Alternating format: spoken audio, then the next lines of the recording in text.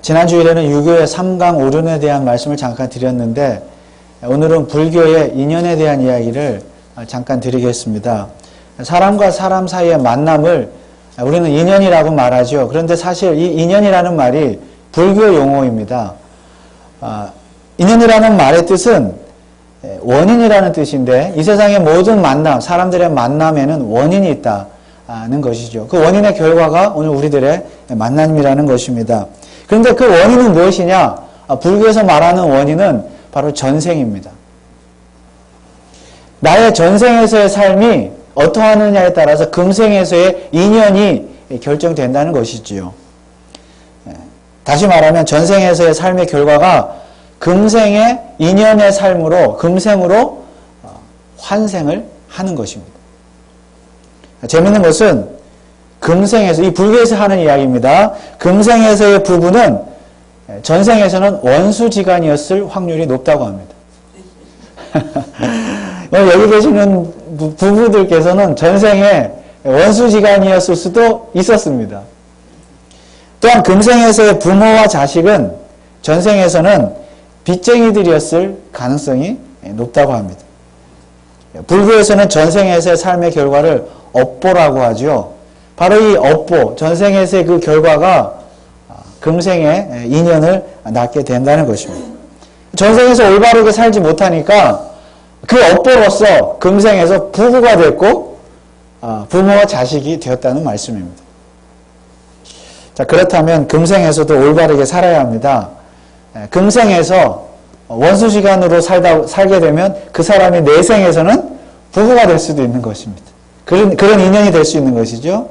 금생에서 빚쟁이 관계로 있다가 살게 되면은 내생에서는 부모와 자식 간의 그 인연으로 환생을 할 수도 있다는 것입니다.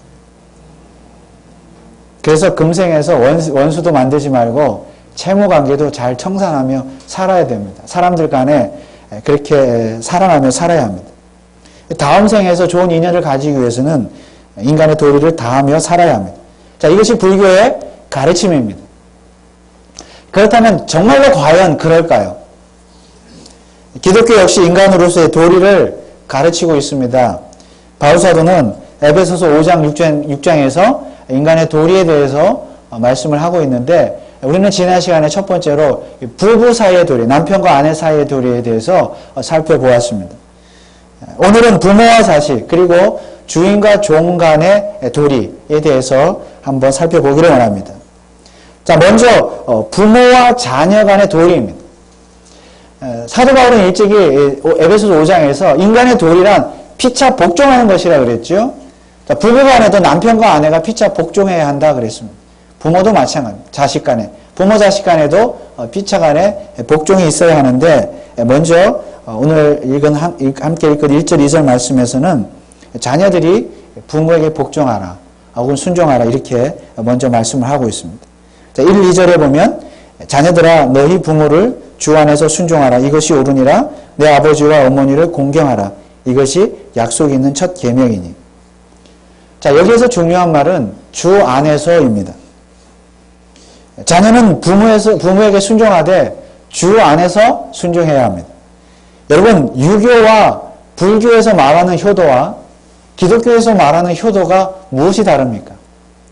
효도라고 했을 때는 겉으로 보면 다 똑같은 효도입니다. 불교 유교에서도 자녀는 부모에게 순종하고 공경하라고 말을 하고 있습니다.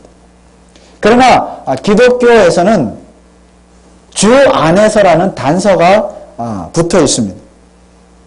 그리고 주 안에서 순종하는 것이야말로 옳다, 옳은 일이라고 말씀하고 있습니다. 자녀들아 너희 부모를 주 안에서 순종하라 이것이 옳으니라. 자, 이것이 기독교와 다른 종교의 결정적인 차이점입니다. 똑같은 효도이지만 주 안에서 효도하는 것이 옳다, 이것이 차이점입니다. 그렇다고 해서 다른 종교에서 말하는 효도는 틀렸다는 것은 아닙니다. 그것도 옳은 일입니다. 그러나 엄격하게 말해서 주 안에 있는 효도가 아니라 주 밖에 있는 효도는 옳지 않은 효도입니다. 다시 2절 말씀을 보면 내 아버지와 어머니를 공경하라. 이것이 약속 있는 첫 계명이니. 약속 있는 첫 계명이다. 여러분, 내 부모를 공경하라. 어떤 계명이 생각나십니까? 10계명이 기억나시죠? 지금 사도 바울은 10계명에서 그 5번째 계명, 내 부모를 공경하라고 하는 이 제5계명을 지금 인용하고 있는 것입니다.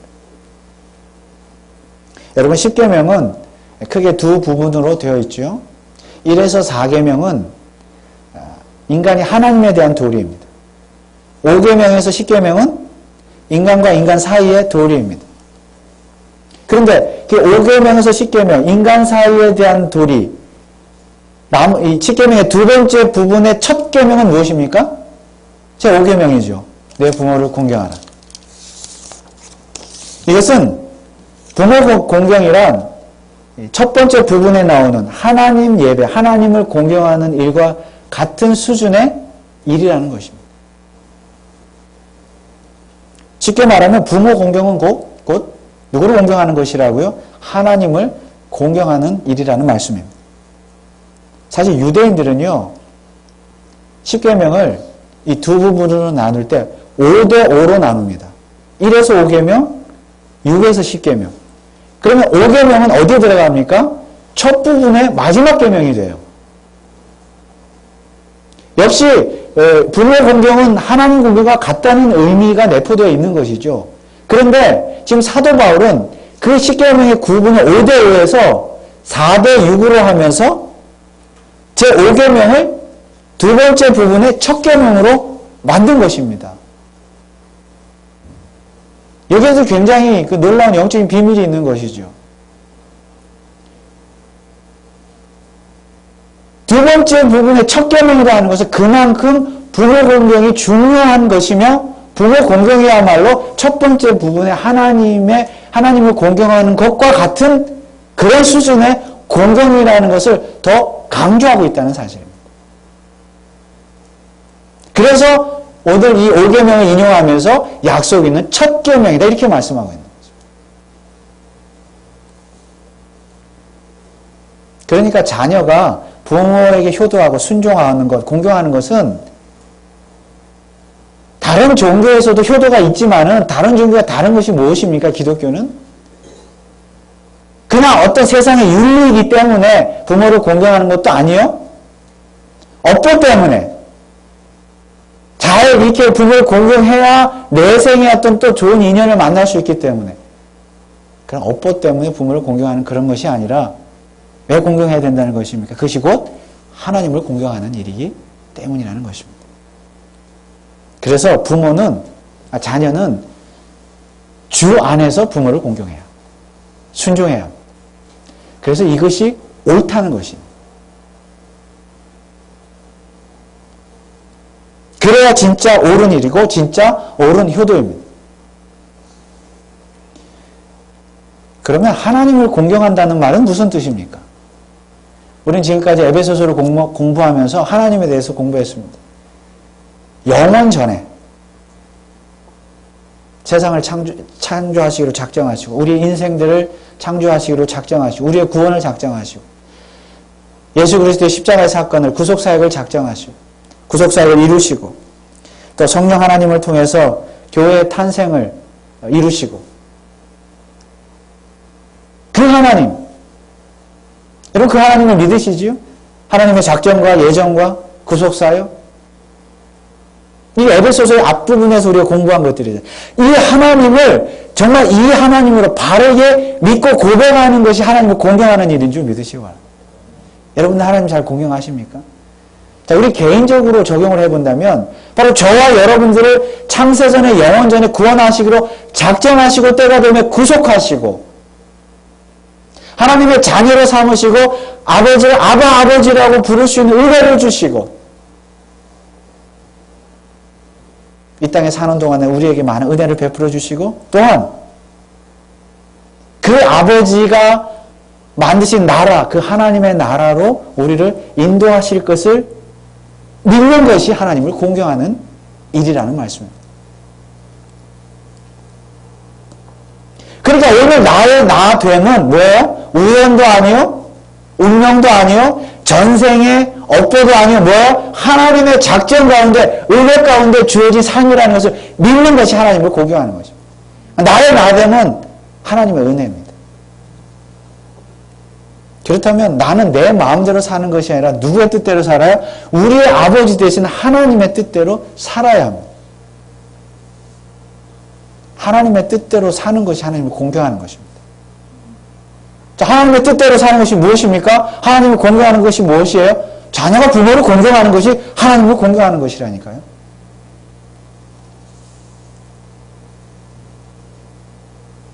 그러니까 금생의 업보가 두려워서 금생의 업보를 잘 쌓아서 내생에 좋은 인연을 만나기 위해서 부모를 공경하고 선행을 행하고 착하게 사는 것이 아니라 윤리, 도덕이 그런 것이 아니라 사람을 사랑하고 용서하는 것이 우리의 아버지의 뜻이기 때문이고 우리는 그 뜻대로 살아야 하기 때문에 그것이 하나님을 공경하는 것이기 때문에 그렇게 해야 한다는 것입니다. 내 생의 삶이 두려워서 어떻게 될까 두려워서 금생을 잘 사는 것이 아니라 이미 우리는 내 생이 하나님의 은혜로 유업으로 하나님의 나라가 주어진 줄 믿습니다. 우리의 업보에 따라서 내 생이 결정되는 건 아니잖아요. 불교는 그렇게 가르치지만 우리는 이미 하나님의 나라를 그 아버지의 나라를 유업으로 받은 자이기 때문에 그 아버지를 기쁘시게 하기 위해서 오늘 금생을 살아가는 것이고 그 중에 하나가 뭐예요? 인간의 도리를 다하는 것인데 자녀가 부모에게 효도하는 것이라는 말씀입니다.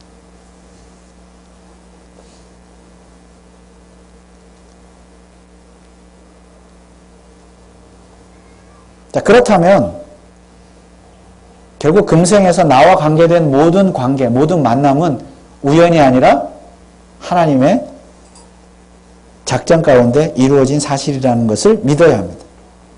다시 말하면 나와 내 부모님과의 관계 혹은 나와 내 자녀와의 관계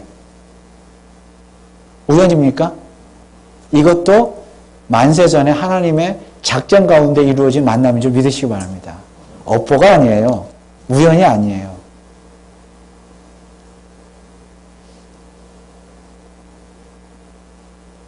운명도 아닙니다. 철저하게 하나님의 작전과 기쁘신 뜻대로 이루어진 관계입니다. 미우나 고우나. 그래서 자녀는 부모에게 순종하고 공경해야 합니다.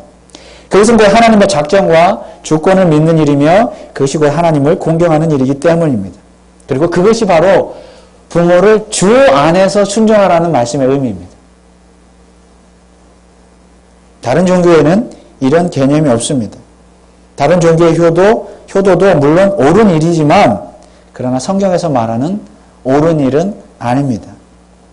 여기에 말하는 옳다라는 말의 뜻은 영어 성경에 이제 right, 옳다, 맞다 그런 뜻으로 이제 번역이 되어 있는데 원래 이 옳다라는 말의 의미는 원어의 의미는 우리가 하나님 앞에 죄인이지만 예수 그리스도를 통하여 구속함을 받고 의롭게 되었다.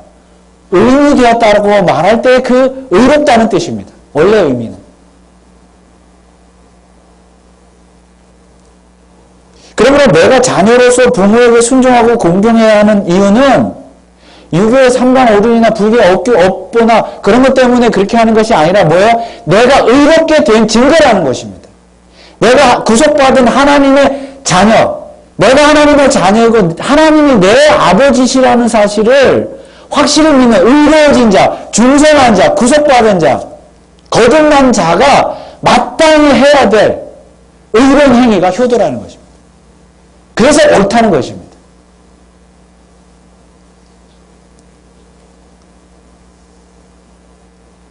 그러므로 내가 하나님 앞에서 의롭게 되었다, 구원받았다, 중생했다, 이것이 분명하다면 여러분이 그 사실을 분명히 믿으신다면 증거를 보이셔야 돼요. 뭐예요? 부모님의 효도하셔야 돼요. 주 안에서 순종하셔야 돼요.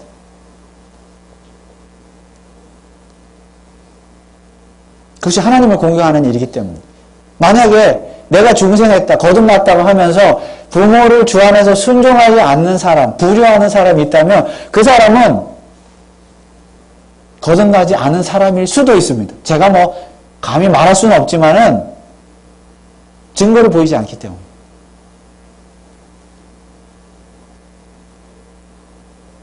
물론 우리가 살다 보면 곤란한 경우들도 있습니다. 만약 부모가 자녀에게 도둑질을 해오라고 하면 그래도 자녀는 부모에게 순종해야 됩니까? 당연히 그 말은 순종해서는 안 되지요. 왜냐하면 도둑질은 하나님을 공경하는 일이 아니잖아요. 하나님의 뜻이 아니잖아요. 하나님을 공경하는 옳은 일이 아니잖아요. 그래서 자녀에게 있어서 중요한 것은 주 안에서 부모를 순종할 때 그 주 안에서, 즉 육신의 부모보다 하나님 아버지를 더 나의 부모님으로 믿고 살아야 하는 것입니다.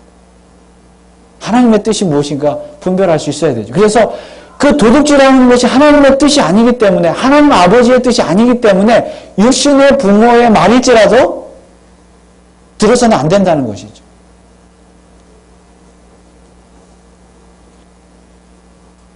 이것이 육신의 부모를 주 안에서 순종하라는 말씀의 의미이기도 합니다. 그런데 애매한 경우도 있습니다. 자녀가 어떤 남자 혹은 어떤 여자를 너무 사랑해서 꼭 결혼하고 싶은데 부모님이 말도 안 되는 이유로 결혼을 반대합니다. 그러면 자녀는 어떻게 해야 합니까? 주 안에서 순종하라 했으니 순종해야 됩니까? 불순종해야 합니까? 반대의 경우도 있을 수 있습니다. 자녀는 꼭 예수 잘 믿는 사람과 결혼하고 싶은데 부모는 아주 조건이 좋은 남자 혹은 여자와 불신자인데 조건이 좋다는 이유로 불신자 남자 혹은 여자와 결혼을 하라고 자녀에게 강요합니다.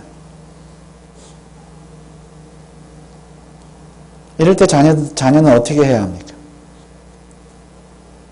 그래도 부모님의 말씀이니까 순종해야 합니까? 도대체 주 안에서 순종하라는 말은 불신 결혼도 순종하라는 뜻입니까? 아니면 불신 결혼은 순종하지 않아도 된다는 뜻입니까?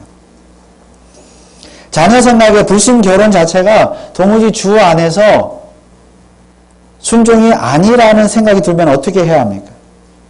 이런 경우에 부모님의 말씀에 불순종하면 하나님께서 자녀에게 벌을 주십니까?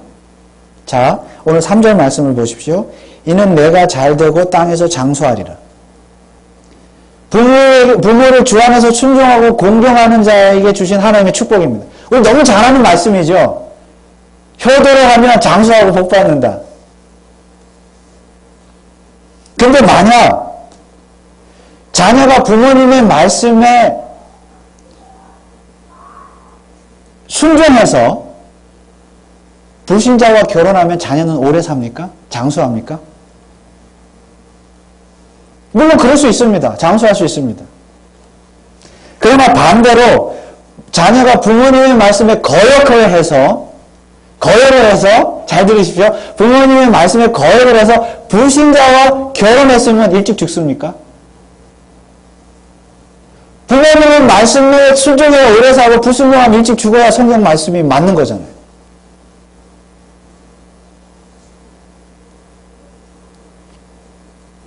그러면 자녀 입장에서 보면 부모님의 말씀에 순종함으로써 불신자와 결혼해서 오래 사는 것이 좋습니까? 아니면 부모님 말씀을 거역해서 신자와 결혼해서 일찍 죽는 것이 좋습니까?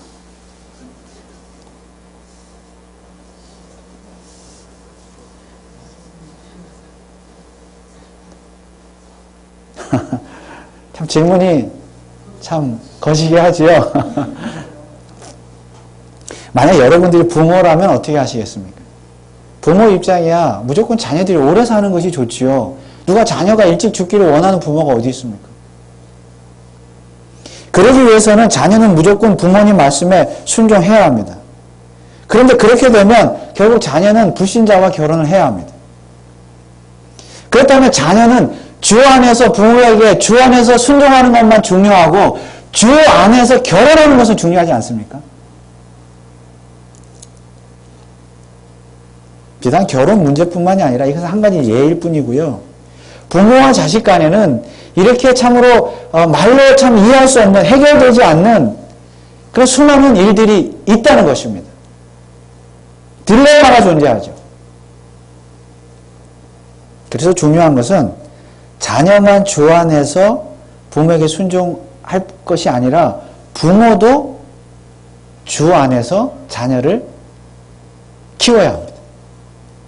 오늘 본문에 나오는 주 안에서라는 말은 이중적인 의미가 있습니다. 이중적이라는 말은 이 말이 자녀에게도 해당되지만 부모에게도 해당된다는 말씀입니다. 그러니까 주 안에서 부모에게 순종하라 이렇게 되어 있죠. 성경은. 그런데 자녀가 부모의 권위를 하나님의 권위로 인정하고 하나님께 주신 권위로 인정하고 주 안에서 부모를 순종해야 되는 것 맞습니다. 그러나 부모가 주 안에 있을 때만 자녀는 부모에게 순종해야 합니다. 부모가 주 밖에 있으면 순종하지 않아도 됩니다. 영어 성경을 보면 children, 자녀들아 obey your parents in the Lord 이렇게 되어 있죠. in the Lord, 주 안에서. 이 주 안에서가 자녀 입장에서는 주 안에서 부모를 순종하는 것이지만 이중적인 의미로 주 안에 있는 부모에게 순종하라 이렇게도 해석을 할 수 있는 것입니다.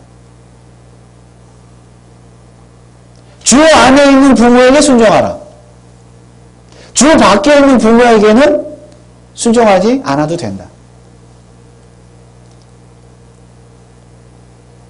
부모가 주 밖에 있다. 예를 들어 도둑질을 시킨다. 주 밖에 있으니까 그것을 순종하지 않아도 되는 것이죠. 그렇다고 해서 자녀가 부모에게 막대하고 무시하라는 의미가 아닙니다. 중요한 것은 부모가 먼저 주 안에 있느냐 주 밖에 있느냐 그것입니다. 4절 말씀을 보실까요? 또 아비들아 너희 자녀를 노엽게 하지 말고 오직 주의 교양과 훈계로 양육하라. 자, 부모와 자식 간에도 피차 복종하라 했으니까 부모도 자녀에게 복종해야 될 부분이 있습니다. 그것은 무엇입니까? 자녀를 노엽게 하지 않는 것입니다. 그런데 실제로 부모가 자녀를 노엽게 하는 경우가 얼마나 많이 있습니까? 경험하시죠? 물론 자녀가 부모를 노엽게 하는 경우도 있습니다. 이놈의 자식들 얼마나 부모가 화날 때가 많이 있습니까? 근데 사실은 부모가 자녀를 노엽게 하는 경우가 더 많습니까? 자녀가 부모를 노엽게 하는 경우가 더 많습니까? 피차간에 노엽게 하면서 하십니까?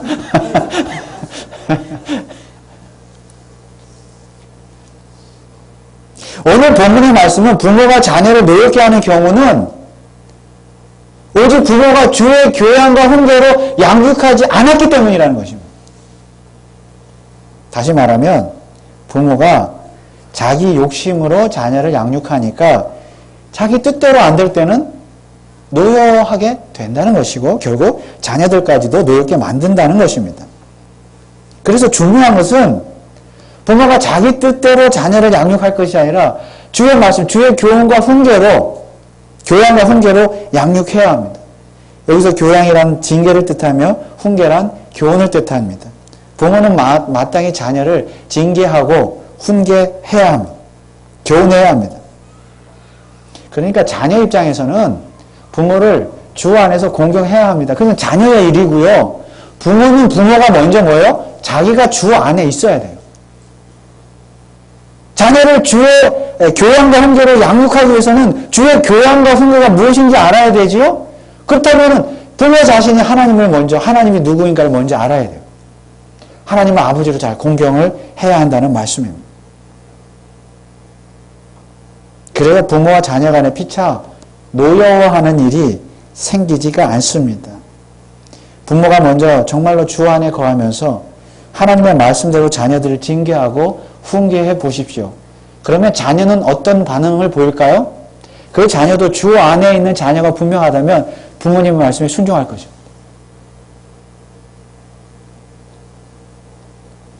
왜냐하면 부모님의 말씀이 부모님 개인의 말이 아니라 사사로운 말이 아니라 주의 말씀이기 때문에 하나님의 말씀이라고 믿기 때문입니다. 거기에 부모의 권위가 나오는 것이죠.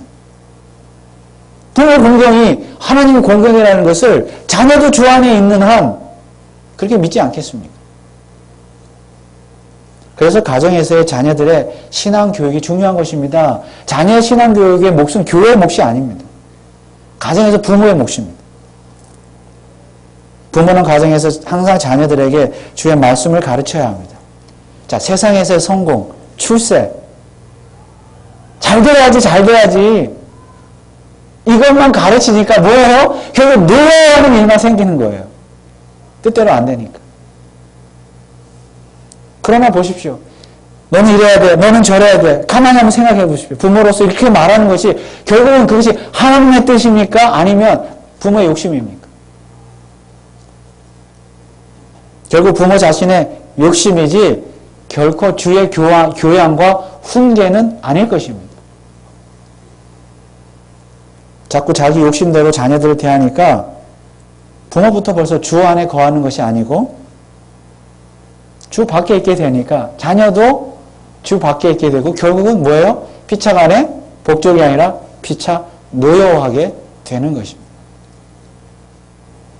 그러므로 가정에서 부모가 먼저 주 안에 거해야 합니다. 그러면 자녀는 저절로 주 안에서 부모에게 순종할 것입니다. 왜냐하면 자녀는 부모를 보면서 주 안에서 거하는 삶이 무엇인가를 배우기 때문입니다.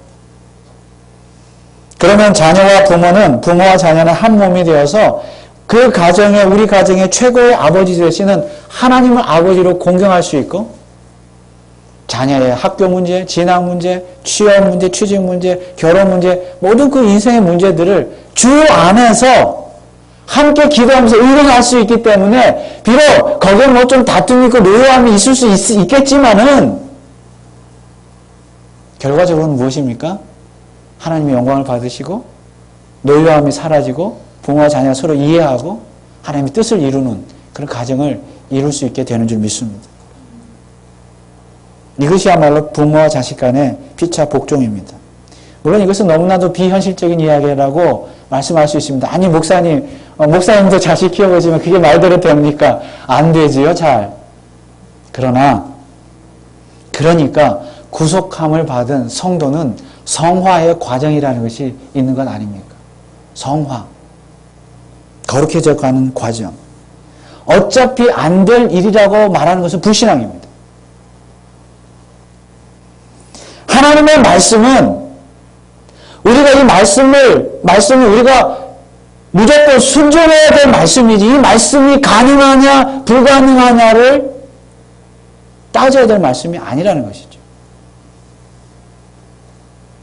어차피 불가능할 것이라면, 이 말씀에 대한 순종이 불가능할 것이라면 우리가 오늘 하나님 앞에 나와서 예배드리고 하나님의 말씀을 듣고 하나님의 말씀을 공부하고 배우고 묵상할 이유가 없습니다.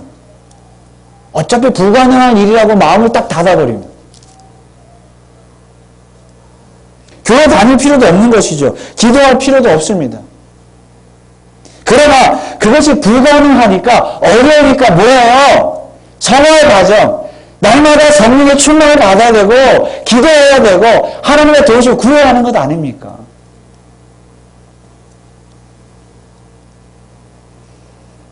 그러니까 더욱 부모와 자녀가 함께 모여서 예배를 드리고 기도하고 말씀을 나누고 주 안에 거하도록 노력해야 하는 것 아닙니까? 그게 안 되니까, 주 안에 거하지 못하니까, 주 밖에 있으니까 서로 노여워할 일만 생기는 것 아닙니까? 그러므로 우리 교회 모든 성도님들의 가정에서는 부모와 자식 간에 함께 주 안에 거하심으로 말미암아 서로 노여워할 것이 아니라 서로 함께 감사하며 기뻐하고 하나님께 영광 돌리며 서로 축복하는 그런 아름다운 가정들이 되시길 주님의 이름으로 축원을 드립니다. 5절에서 9절의 말씀은 주인과 종에 대한 말씀입니다. 이것은 한 가정에 대한 말씀이 아니라 한 사회에 대한 말씀입니다.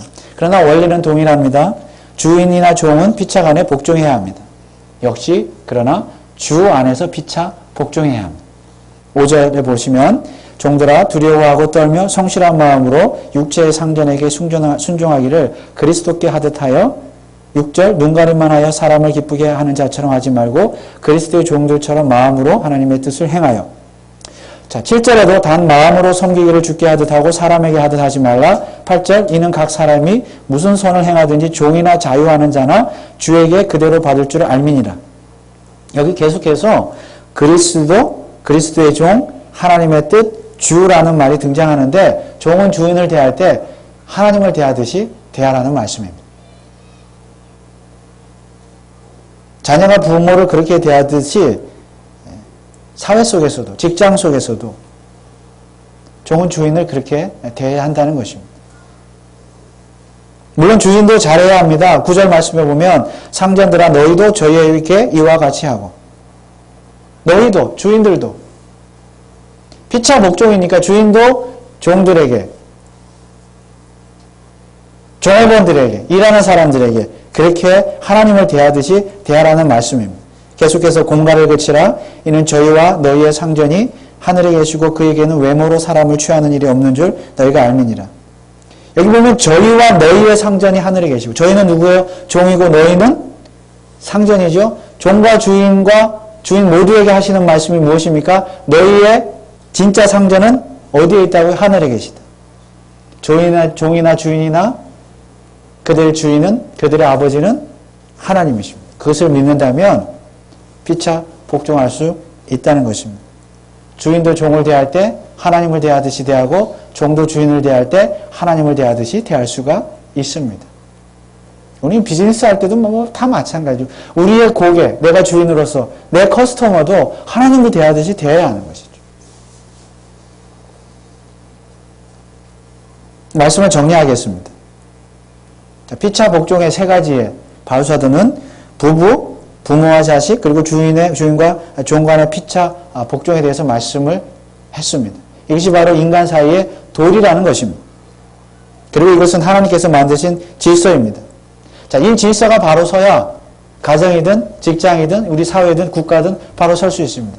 그런데 불행하게도 오늘날 우리들은 이 질서가 무뎌진 사회 속에서 살아가고 있습니다. 보세요. 부부간의 관계, 이건 성의 문제입니다. 부모와 자식 간에 이거는 연령의 관계, 나이에 대한 문제입니다. 주인과 종 간의 관계는 계급, 질서에 대한 문제입니다. 오늘 이 세상을 한번 보십시오. 성의 문제, 연령의 문제, 계급의 문제 다 사라졌습니다. 무너졌습니다. 가정이든 교회든 사회든. 물론 뭐 계급이라고 해서 무슨 높고 낮음을 말하는 것이 아니라 이건 영적인 하나님께서 세우신 창조 질서, 영적인 질서를 말하는 것이에요.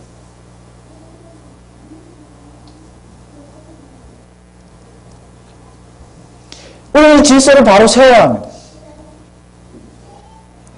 우리는 에베소서 5장을 공부하면서 세월을 아끼라는 말씀을 함께 살펴보았습니다. 세월을 아낄 수 있는 비결은 성령 충만이고, 성령 충만의 결과가 4가지가 있었다 그랬죠? 4가지가 있는데 마지막이 피차 복종이라고 그랬어요. 그 피차 복종의 3가지 예가 뭐예요? 부부, 부모와 자식, 주인과 종이라고 오늘 말씀을 살펴보았습니다. 그렇다면 피차 복종하는 일, 사람과 사람 사이에 도리를 다하는 일, 이것이야말로 무엇입니까? 이렇게 할 수 있는 비결이야말로 성령 충만하는 일이고, 그것이야말로 세월을 아끼는 일입니다. 그런데 피차 복종은 피차 사랑이라고 했습니다. 벌써 12월도 중반을 향해 달려가고 있습니다. 2015년도 한 해도 얼마 남지 않았습니다. 얼마 남지 않은 이 한 해에 우리의 부부관계, 또 나와 내 부모님과의 관계, 나와 내 자녀와의 관계, 나와 또 나의 주인, 직장이든 어디든 나의 상급자, 혹은 나의 부하 직원, 나의 커스터머, 이웃, 이런 사람들과의 관계를 다시 한번 돌아보면서 피차 복종하라, 피차 사랑하라 그랬는데 나는 사랑이 부족하지 않았는가, 그것을 다시 한번 되돌아보는 그런 남은 한 해가 될 수 있기를 축원을 드립니다. 예수님께서 이 땅에 성육신하신 이유가 무엇입니까? 세상에 화평을 주러, 평화를 주러 이 세상에 오셨습니다. 그런데 우리에게 평화가 있습니까? 화평이 있습니까? 사랑이 있습니까? 피차 복종이 있습니까?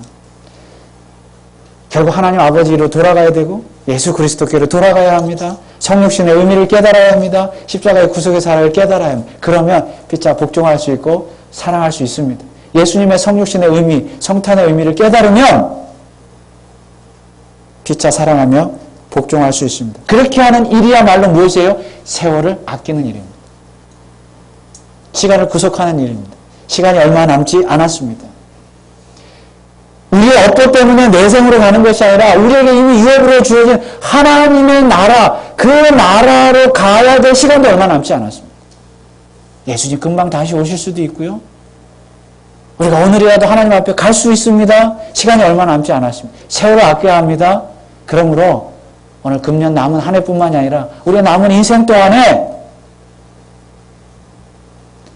하나님의 아버지를 공경하면서 예수 그리스도의 십자가의 사랑을 생각하면서 피차가게 복종하시고 사랑하시는 저와 여러분들 되시기를 주님의 이름으로 축원을 드립니다. 기도하겠습니다.